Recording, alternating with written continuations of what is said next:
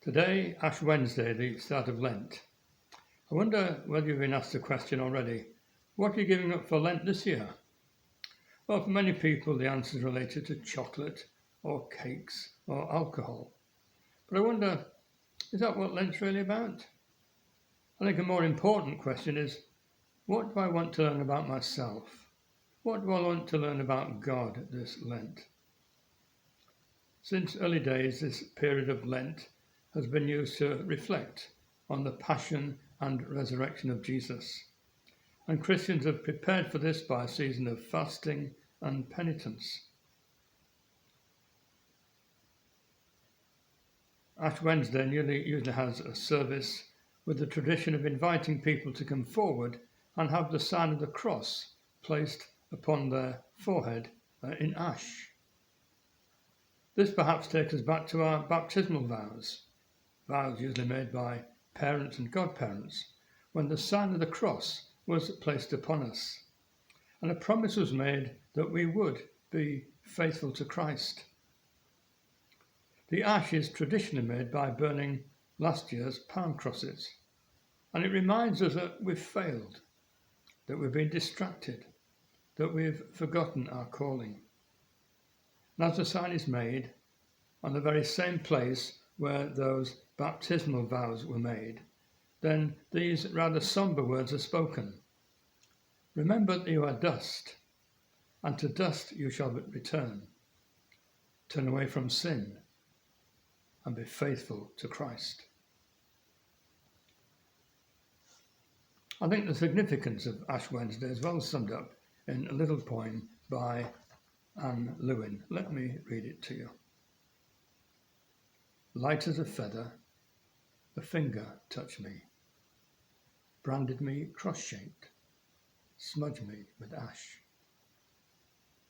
Light as a feather, God's finger caressed me, with sign of forgiveness, marked me with love. Light as a feather, penitent, shriven, signed with his life mark, I go on my way.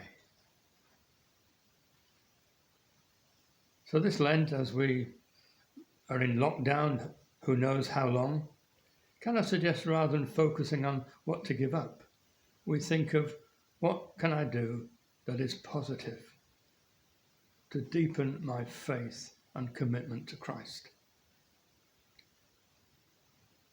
Well, we don't know how long we'll be in lockdown, but I wonder, despite the limitations, we might do something very practical. Can we actually give some money to an organisation which deals with the hungry, the poor, the homeless, or the oppressed?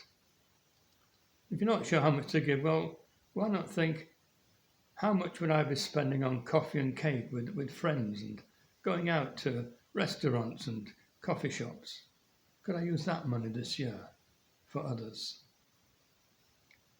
And the second thought is to take something as regards time.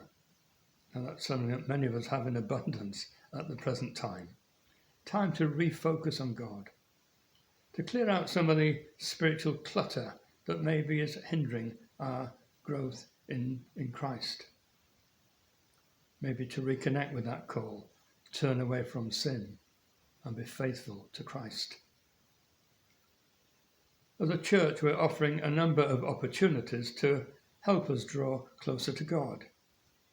If you look on the website, then there are various ideas and other resources. Have a good look. There's lots there to help us. But can I mention just two things in particular? One is a Lent course. There'll be 5 weekly sessions hosted by Sharon, exploring new looks at the rule of life, as we take a creative look at how we might develop our own rhythm of life. And secondly, we're going to have a Lent book hosted by Richard, looking at Paula Gooder's book, Let Me Go There, The Spirit of Lent. There's short daily readings and a weekly online discussion so we can respond with our own thoughts and ideas. as you know, Lent reaches its climax with Holy Week. And that leads on to Maundy Thursday, when we think of that last meal Jesus had with his disciples. And of course, Good Friday, where we reflect on Jesus dying on the cross for each one of us.